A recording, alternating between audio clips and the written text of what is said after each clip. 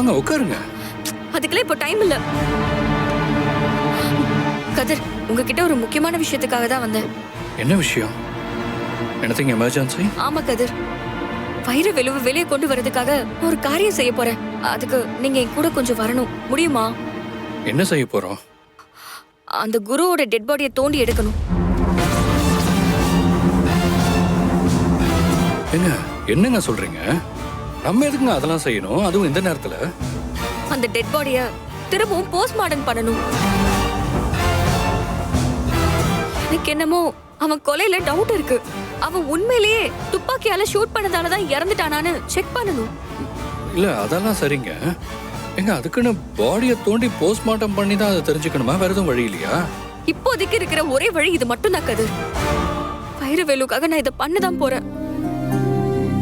இல்ல நான் அதுக்கு சொல்லலைங்க. போஸ்ட்மார்ட்டம் பண்றதுக்கு டாக்டர் வேணும். அதுவும் டீகம்போஸ் ஆன ஒரு பாடியை பண்றதுக்கு தனியா ஒரு எக்ஸ்பீரியன்ஸே வேணும். பாடியை தோண்டி எடுக்கிறதே இல்லீகல். அப்புறம் நமக்கு கிடைக்கிற டாக்டரும் கரெக்டா கிடைக்கலன்னா எல்லாமே வேஸ்ட் ஆயிடுமேங்க. அட டாக்டர் எல்லாம் இருக்காங்க. நாம அந்த பாடியை தோண்டி எடுத்தா மட்டும் போதும். எதுக்கும் இன்னொரு தடவை யோசிச்சு முடிவெடுத்தா கொஞ்சம். உங்களால என் கூட வர முடியுமா முடியாதா? எதுக்கு இவ்வளவு கோவம்னு தெரியல. அது சரி, கோவம் இருக்கிற இடத்துல தானே குணம் இருக்கும். குணம் இருக்கிற இடத்துல தான் அன்பு இருக்கும். அன்பு இருக்கிற இடத்துல தான் காதல் இருக்கும்.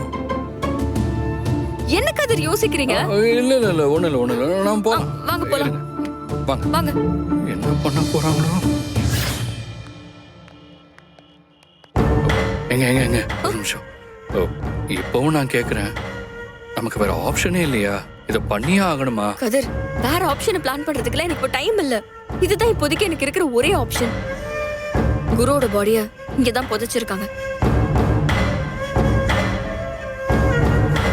அதெல்லாம் சரிங்க. ஆனா இதுல எது குருவோட சமாதின்னு நம்ம எப்படிங்க கண்டுபிடிக்கிறது?